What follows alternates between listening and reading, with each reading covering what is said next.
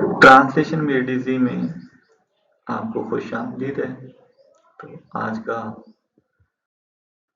Lecture present perfect continuous tense के बारे में है।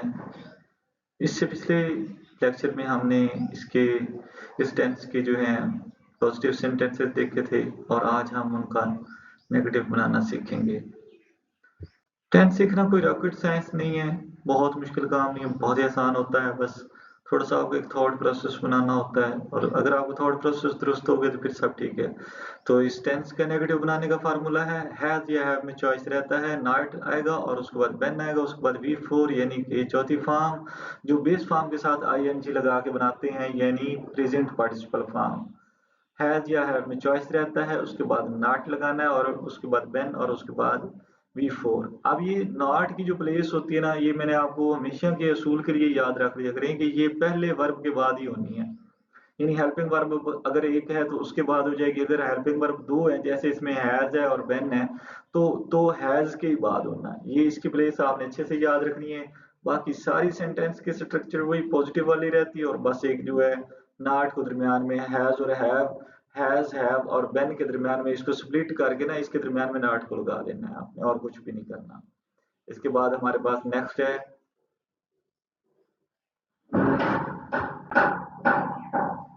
कि understand verbs used in this 15 sentences कैसे होते हैं।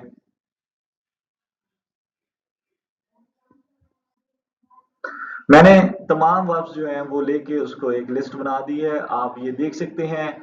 और ये जो लिस्ट है जो आपके सामने आ रही है, बाई बोर्ड बोर्ड खरीदना, टेल टोल्ड टोल्ड बताना, और उसके बाद write wrote written, send sent sent, lay laid laid, eat ate eaten, say said said, take took taken और कट कट कट।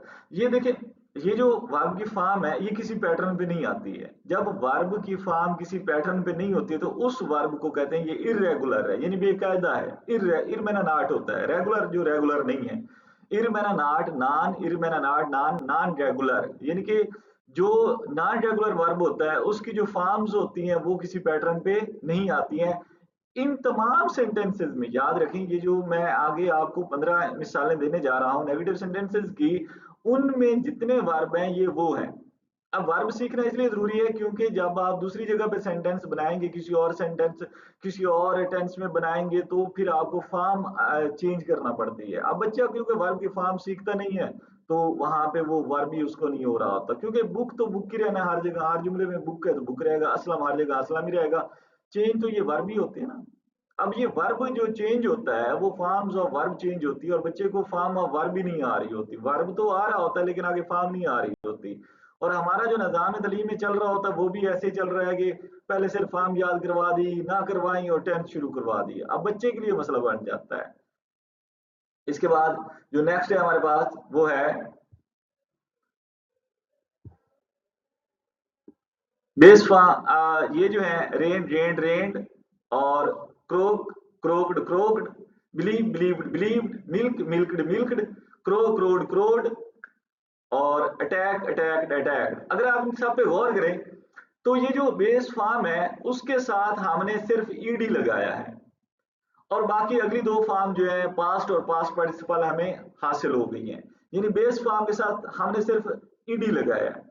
तो ऐसी फॉर्म का जो पैटर्न है वो रेगुलर है, यानी बेस फॉर्म के साथ आप सिर्फ ईडी लगा दें तो अगली फॉर्म हासिल हो जाती है। अब बाज़ औक़ात ऐसा होता है, यहाँ पे देखें ये जो बिलीव है, बिलीव के साथ हमने सिर्फ डी लगाया है, यानी डी लगाने के बाद अगली फॉर्म हासिल हो गई है। डी लगाने के बाद हमें अगली फॉर्म हासिल हो गई है। ये देखें, ये बिलीव के साथ और ये सिर्फ डी लगा है, तो डी लगाने से हमें अगली फॉर्म हासिल हो गई है। यानी जो रेगुलर वर्ब होता है वो होता है बेस फॉर्म के साथ चाहे तो आप डी लगाएं या ईडी लगाएं, यानी उसका एक कायदा तो हो गया ना। अब जिस वर्ब कोई अगली फॉर्म बनाने का कायदा होता है उसको रेगुलर वर्ब कहते हैं, यानी ये रेगुलर वर्ब है। अब रेगुलर वर्ब को आप अलग से याद कर लिया करें, इरेगुलर वर्ब को अलग से याद किया करें। रेगुलर वर्ब का कायदा याद रखना होता है, ये खुद बन जाती है, लेकिन इरेगुलर वर्ब जो होता है उसका आपको बगैर पैटर्न के होता है, वो फिर बहुत अच्छे से याद रखना होता है, बार बार कई बार याद करना होता है। उसके बाद हमारे पास है ये सारी जो वर्ब्स हैं ये इन्हीं जुमलों में इस्तेमाल, यानी मैं ये कहता हूं कि आपने कोई एक्सरसाइज या कुछ जुमले करने हैं तो पहले उसका वर्ब सीख लें, वर्ब के बाद आप जो है उसका मजीद सीखें। अब हमारे पास है जुमले हैं, लाहौर में कल से बारिश नहीं हो रही है, तो it has not been raining in Lahore since yesterday. तो इसके देखिए, इसका जो सब्जेक्ट है वो इट लगा हुआ है। अब इट समझ लें, इट एक डमी सब्जेक्ट होता है, यानी ये कोई डूअर नहीं है, या कि उर्दू में भी इसमें देखिए कोई लफ्ज नहीं है, इंग्लिश में भी इसका कोई तर्जमा नहीं होता। तो यहाँ पे लाहौर में, अब ये जो वर्ब है, ये देखिए has been, has not been raining, ये पूरा वर्ब है। नॉट इसमें वर्ब नहीं है, लेकिन अब ये इसी कैटेगरी में हम रख ले हैं, क्योंकि इसको आगे से फिर बताना और वो थोड़ा और पेचीदा हो जाएगा। वर्ब नहीं होता नॉट, लेकिन ये है कि हैज बीन रेनिंग तो है ना, उसमें ये पार्टिकल लगा हुआ है और ये उसी के साथ ही हमने वर्ब के साथ ही इसको जोड़ दिया हुआ है कि ये सारा वर्ब है, हैज नॉट बीन रेनिंग। तो ये जो है इट इसका सब्जेक्ट हो गया, वर्ब इसका इन लाहौर है, सॉरी इन लाहौर इसका ऑब्जेक्ट है, और सिंस यस्टरडे जो है इसका एडजेक्ट है। अच्छा, अगर देखा जाए तो ये दरअसल ये इन लाहौर भी एडजेक्ट है। ये इन लाहौर जो है ये एडजेक्ट होता है। एडजेक्ट जो प्लेस होती है ना, वो एडजेक्ट के तौर पर इस्तेमाल होती है। यहाँ लाहौर में एडजेक्ट है, और कल से भी एडजेक्ट है, बारिश नहीं हो रही है, ये वर्ब है आपका। अब जब आप पूरा जुमला लाहौर में कल से बारिश नहीं हो रही है, तो आप इस पूरे जुमले को देख लें, और पहला एडजेक्ट लाहौर में है, दूसरा एडजेक्ट आपका कल से, और तीसरा एडजेक्ट जो है वो वर्ब है, वो बारिश नहीं हो रही है। अब क्योंकि इसमें सब्जेक्ट नहीं है, आप गौर करें तो सब्जेक्ट आपको, इसलिए आपको एक इट लगाना है, क्योंकि ये वेदर होता है, वेदर के लिए आपको इट का लेना होता है। तो इट का सब्जेक्ट होना हर सेंटेंस में जरूरी होता है, ये याद रखें। एक सब्जेक्ट होगा और एक वर्ब होगा। इंग्लिश का कोई ऐसा सेंटेंस नहीं जिसमें सब्जेक्ट और वर्ब ना हो। सेंटेंस तभी होता है जब उसमें एक सब्जेक्ट और एक, मिनिमम एक सब्जेक्ट और एक वर्ब होता है। ये बात आप ज़हन में रख लें। उसके बाद नेक्स्ट सेंटेंस है हमारे पास, तालाब में मेंढक शाम से नहीं टरा रहे हैं, the frogs have not been croaking in the pond since evening. अगर आप यहाँ पे इसका जुमले का देखिए, सब्जेक्ट कौन सा है, द फ्रॉग्स है, और इसका वर्ब जो है हैव नॉट बीन क्रोकिंग है, और ऑब्जेक्ट ऑफ प्लेस या एडजेक्ट जो है इसका इन द पॉन्ड है, और एक और एडजेक्ट है सिंस इवनिंग। अब यहाँ पर भी आपको ये चीज सीखनी है कि अच्छा, हैव नॉट बीन क्रोकिंग, ये उर्दू में अगर पहले आप सीख लें कि हम सब्जेक्ट की पहचान कैसे करते हैं। पहले तो आपको मैं एक बात समझने की कोशिश करनी है आपने, ये बहुत कीमती बात है और बहुत अहम बात है। अगर ये बात आपकी समझ आ जाए तो आपका जुमले याद करने का, सबसे पहले तो आप ये देखें कि इसमें मुब्तदा क्या है और इसमें खबर क्या है, इतला क्या है, यानी क्या खबर दी जा रही है और किसके बारे में दी जा रही है। बस ये पूरा जुमला आपको क्या बता रहा है, किसके बारे में। तालाब में मेंढक शाम से नहीं डरा रहे हैं, ये फेल है हमारा। डरा रहे हैं, डराना यानी कि उनका बोलना। तो ये बोलने वाले कौन है, मेंढक। ये तालाब है, नहीं जो बोल रहा है वो कौन है, समझिए, शाम से है नहीं, तालाब है, तालाब बोल रहा है नहीं नहीं, और ये मेंढक बोलते हैं। अब ये बात आप समझ लें, इस एक्शन का जो करने वाला है वो मेंढक है। तो ये जो मेंढक है, ट्रा रहे हैं, आपने सवाल करना है कौन ट्रा रहे हैं, क्या जवाब आता है। तालाब में मेंढक शाम से ट्रा रहे हैं, अगर ये जुमला पढ़े और मैं पूछता हूं आपसे कौन ट्रा रहे हैं, तो आप कहोगे मेंढक ट्रा रहे हैं। तो ये जो मेंढक लफ्ज होगा, ये कौन का जवाब है और ये हमारा सब्जेक्ट होना है। अच्छा, ट्रा रहे हैं, मेंढक ट्रा रहे हैं। अब ये ट्रा रहे हैं का ऑब्जेक्ट नहीं होना, ये जो है इसका इस फेल का ऑब्जेक्ट नहीं होना। क्यों? क्योंकि ये एक इंट्रांसिटिव वर्ब है, इसको ऑब्जेक्ट की जरूरत नहीं होती। जैसे आई एम क्राइंग, तो इसका ऑब्जेक्ट होना जरूरी नहीं, जुमला सेंस पूरी कर देता है। अच्छा, अब जब हमने कहा मेंढक ट्रा रहे हैं, तो फिर अगला सवाल होता है कहां, कहां, कब से, कैसे। ये तीन सवाल आप कर सकते हैं। कहां, कब से, कैसे, इनका जो जवाब होगा, याद रखें, इन लफ्जों का जो जवाब होगा वो हमारे एजेंट हुआ करेंगे।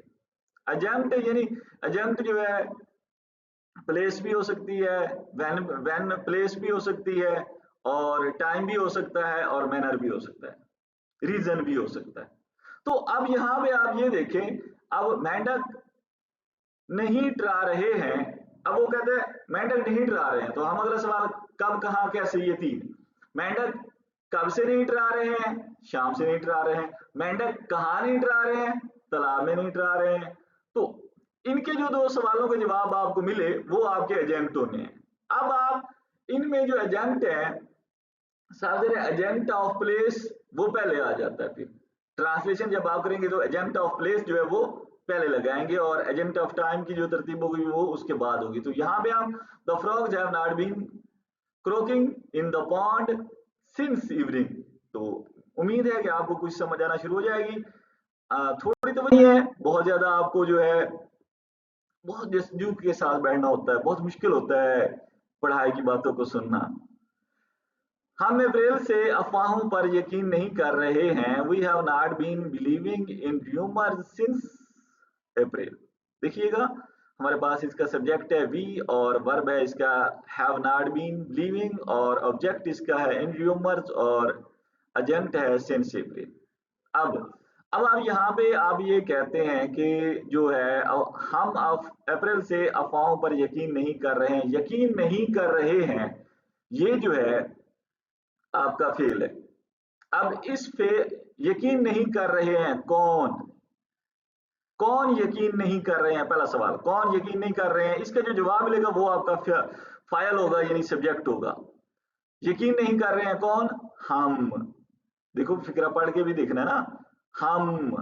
हम यकीन नहीं कर रहे हैं, हम यकीन नहीं कर रहे हैं। अब साफ जरा, यकीन करना किसी पर ही होता ना। हम यकीन नहीं कर रहे हैं किस पर? अफवाहों पर, ये इसका ऑब्जेक्ट हो जाएगा। यकीन जो है वो जा रहा है किस पर?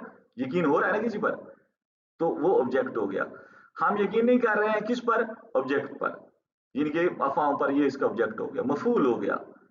अच्छा, अब अब जो है हम अफवाहों पर यकीन नहीं कर रहे हैं, अब ये समझना जुमला मुकम्मल है।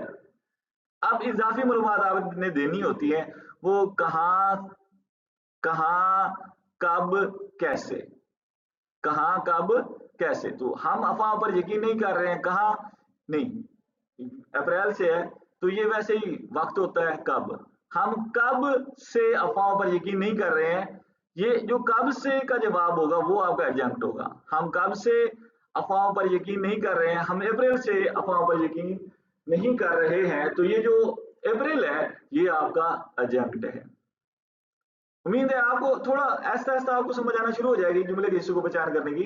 तो ये ऐसे, फिर मैंने सारे नीचे जो है वो लिखे हुए हैं, आप उनको आसानी के साथ पढ़कर देख लें। इसके बाद है हमारे पास, ये आदमी सुबह से घास नहीं काट रहा है। This man has not been cutting grass since morning. बहुत आसान सा है। सब्जेक्ट इसमें क्या है? ये तो आप जब जुमला पढ़ते हैं, this man has not been cutting. अब देखिए, हैज नॉट बीन कटिंग, अब थोड़ी इंग्लिश अप्रोच आपकी बनाता हूं मैं। इंग्लिश का सेंटेंस आपने पढ़ लिया, अब उसी इंग्लिश में ही पहचान करें। Has not been cutting, who और व्हाट से क्वेश्चन करें, हु और what has not been cutting, what will be the answer? This man has not been cutting. Who or what has not been cutting? Who or what has not been cutting? तो आपका जवाब होगा this man has not been cutting. तो this man जो है वो इसका subject हो गया। This man has not been cutting what? This man is not been cutting whom or what? whom object के लिए जो क्वेश्चन हो ना, whom or what? This man has not been cutting whom or what? This man has not been cutting grass. ये जो इसका answer होना है ग्रास, ये इसका ऑब्जेक्ट हो जाना है। This man has not been cutting grass. अच्छा, this man has not been cutting grass. अब व्हेन, वेयर, हाउ, जो इसका जवाब होगा, आगे सिंस मॉर्निंग व्हेन है तो ये इसका एजेंट हो जाएगा। तो इसके बाद दिस मैन, आगे सब्जेक्ट है इसका, has not been cutting, verb है इसका, और वो जो है ग्रास इसका ऑब्जेक्ट है, सिंस मॉर्निंग इसका एडजंक्ट है। और एक और बात याद रखें, यहाँ पे ये जो मैंने फेल लिखा हुआ है ना, नहीं काट रहा है, ये सारा का सारा आपका फेल होता है। बच्चे समझते हैं कि काटना फेल है, नहीं नहीं नहीं, ये सारे का ट्रांसलेशन जो है नहीं काट रहा है का हमेशा याद रखें। नहीं काट रहा है का ट्रांसलेशन क्या होगा? Has not been cutting, have not been cutting, has या हैव चॉइस होती है, ये हो सकता है। अच्छा, नहीं काट रहा है का एक और ट्रांसलेशन होगा, वो मैं आपको बार बार बता रहा हूं, वो होगा is not cutting, am not cutting या आर नॉट कटिंग। लेकिन क्योंकि ये कंटिन्यू काम है और इसके साथ हम वक्त को देख रहे हैं, तो इसका जो नहीं काट रहा है का तर्जमा अब जो है वो हैज नॉट बीन कटिंग ही होगा, जब इसमें ये एडजंक्ट आया हुआ होगा वक्त का। तो फिर नहीं काट रहा है का तर्जमा हैज नॉट बीन कटिंग या हैव नॉट बीन कटिंग होगा। क्यों? क्योंकि अगर फर्ज करें यहाँ पे आई लगा दें, मैं सुबह से घास नहीं काट रहा हूं, तो अब सादर I have not been cutting grass since morning. अब यहाँ पे सब्जेक्ट को चेंज करें, हजारों जुमले बनाए बैठ के, ऑब्जेक्ट को चेंज करें, हजारों जुमले बनाए, एडजंक्ट को चेंज करें, पता नहीं आप कितनी इंग्लिश सीख जाएंगे सिर्फ एक सेंटेंस को सीखने के लिए। किसान कई माह से नया ट्रैक्टर नहीं खरीद रहा है। The farmer has not been buying a new tractor for many months.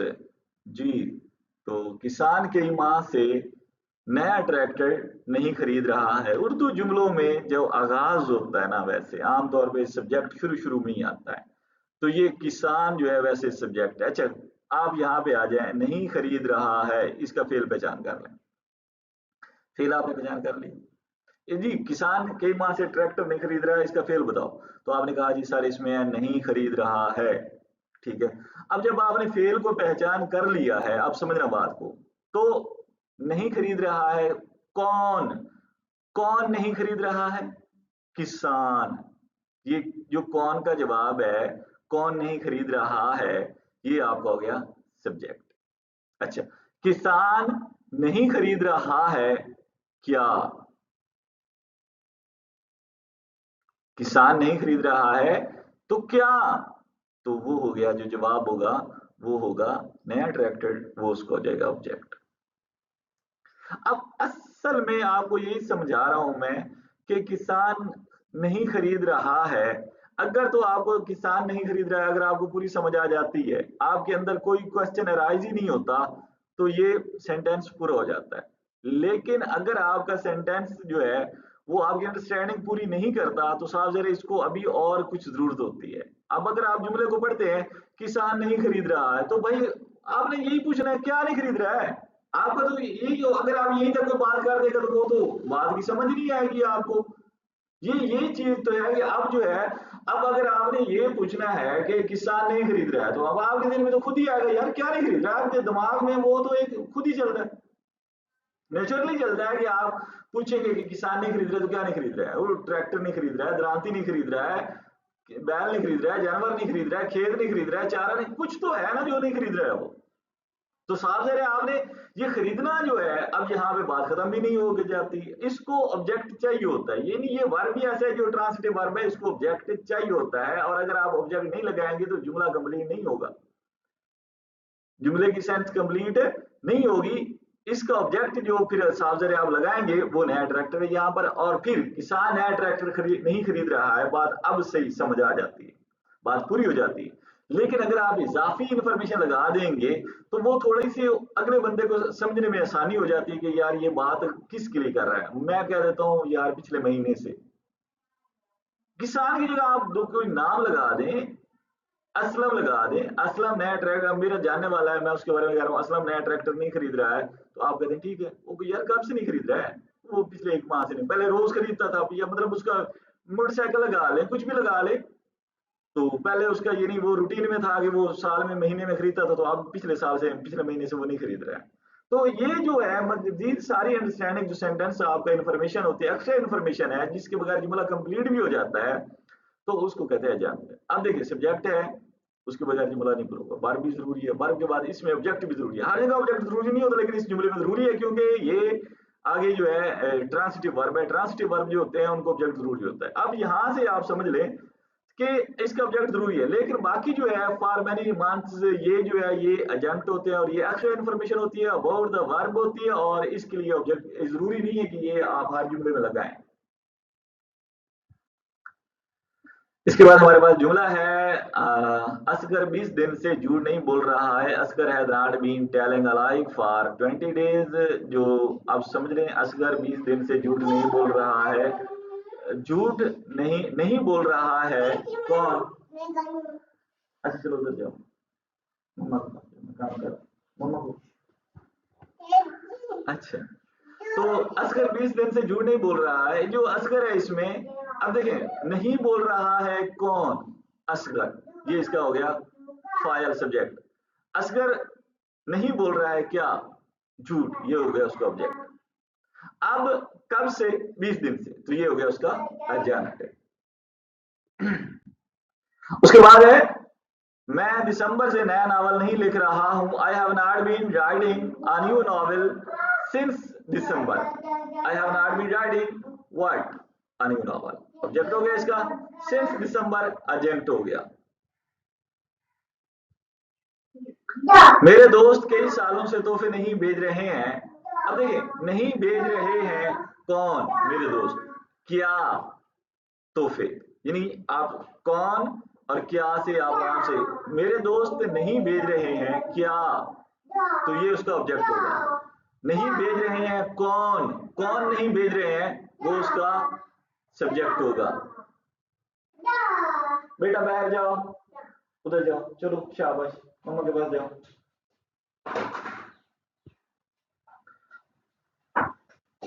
मुर्गियां जून से अंडे नहीं दे रही हैं। नहीं दे रही हैं, कौन नहीं दे रही हैं? मुर्गियां। मुर्गियां नहीं दे रही हैं क्या? अंडे।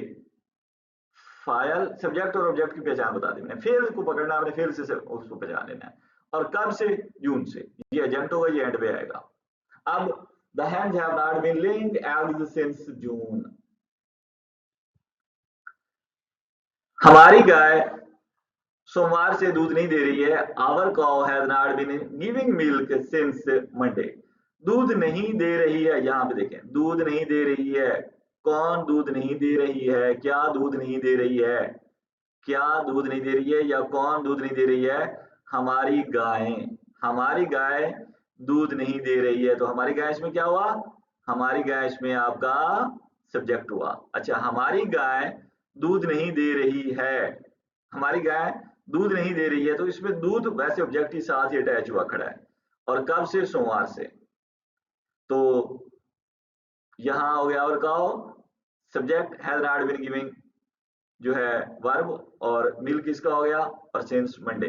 ये इंग्लिश में देख लें, हु और what has not been giving milk. Our cow has not been giving milk.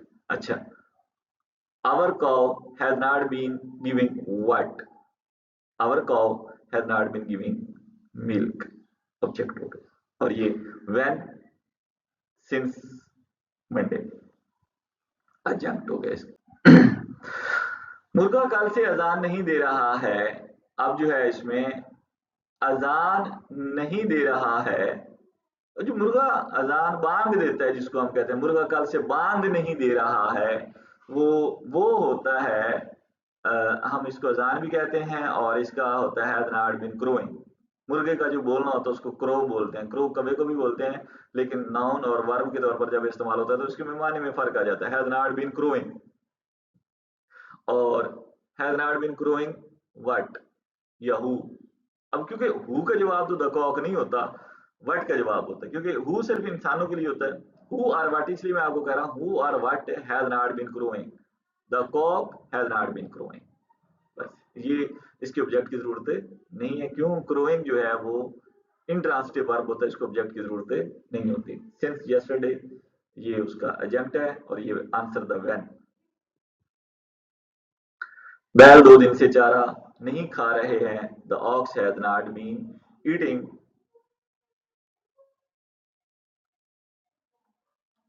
बैल 2 दिन से चारा नहीं खा रहा है। The ox has not been eating fodder for 2 days। Subject इसका हैज नॉट बीन ईटिंग, आपने यहाँ नहीं खा रहा है। कौन नहीं खा रहा है? बैल। बैल नहीं खा रहा है क्या? चारा। और बैल नहीं खा रहा है चारा कब से? 2 दिन से, तो वो उसका क्या हो गया? मुतअल्लिक फेल या एजेंट। तो अब आपको समझ आ जानी चाहिए कि कैसे आप पहचान करेंगे। इसके बाद है, उसका भाई 4 रोज से नमाज नहीं पढ़ रहा है। His brother has not been saying the prayers for 4 days. नहीं पढ़ रहा है, कौन नहीं पढ़ रहा है? उसका भाई। उसका भाई क्या हो गया? सब्जेक्ट। उसका भाई नहीं पढ़ रहा है, क्या नहीं पढ़ रहा है? नमाज। तो ऑब्जेक्ट हो गया, उसका भाई नहीं पढ़ रहा है नमाज। और कब से नहीं पढ़ रहा है? 4 रोज से, वो उसका एडजम्प्ट हो गया। तो इनको ट्रांसलेट कर लीजिएगा।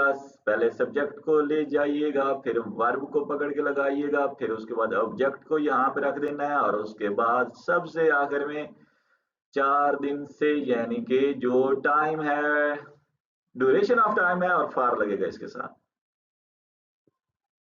इसके बाद है, मरीज 2 दिन से दवाई नहीं पी रहा है। अब यहाँ पे फेल इसकी पहचान कर लेनी है। नहीं पी रहा है, नहीं पी रहा है। कौन नहीं पी रहा है? मरीज। मरीज नहीं पी रहा है क्या? दवाई। अब ये जो दवाई है, यहाँ ये उसका ऑब्जेक्ट हो जाएगा, और उसके बाद जो है 2 दिन से, ये इसका एजेक्ट हो जाएगा।